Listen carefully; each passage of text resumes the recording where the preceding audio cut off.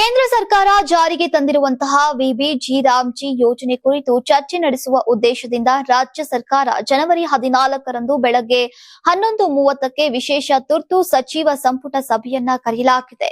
ಮಹಾತ್ಮ ಗಾಂಧಿ ರಾಷ್ಟ್ರೀಯ ಗ್ರಾಮೀಣ ಉದ್ಯೋಗ ಖಾತ್ರಿ ಯೋಜನೆ ಮನ್ರೇಗಾ ಹೆಸರನ್ನ ಹಾಗೂ ಅದರ ಸ್ವರೂಪವನ್ನ ಕೇಂದ್ರ ಸರ್ಕಾರ ಬದಲಾಯಿಸಿರುವುದನ್ನ ವಿರೋಧಿಸಿ ರಾಜ್ಯ ವಿಧಾನಮಂಡಲದ ವಿಶೇಷ ಅಧಿವೇಶನವನ್ನ ಕರೆಯುವ ಕುರಿತು ಈಗ ತುರ್ತು ಸಚಿವ ಸಂಪುಟ ಸಭೆಯಲ್ಲಿ ಚರ್ಚೆ ನಡೆಸಿ ಅಂತಿಮ ತೀರ್ಮಾನ ಕೈಗೊಳ್ಳಲಾಗುವುದು.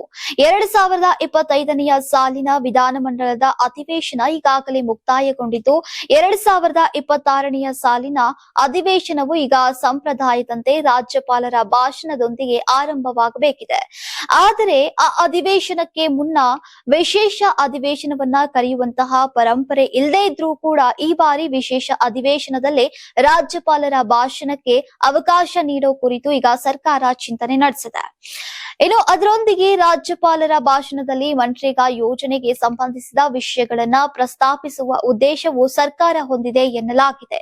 ನಾಳೆ ಮುಖ್ಯಮಂತ್ರಿ ಸಿದ್ದರಾಮಯ್ಯ ಅವರ ಅಧ್ಯಕ್ಷತೆಯಲ್ಲಿ ನಡೆಯಲಿರುವಂತಹ ಈ ವಿಶೇಷ ತುರ್ತು ಸಚಿವ ಸಂಪುಟ ಸಭೆಯಲ್ಲಿ ವಿಬಿಜಿ ರಾಮ್ಜಿ ಯೋಜನೆಗೆ ವಿರೋಧವಾಗಿ ವಿಶೇಷ ಅಧಿವೇಶನವನ್ನ ಕರೆಯುವ ಬಗ್ಗೆ ಮಹತ್ವದ ನಿರ್ಧಾರವನ್ನ ಕೈಗೊಳ್ಳುವಂತಹ ಸಾಧ್ಯತೆ ಇದೆ.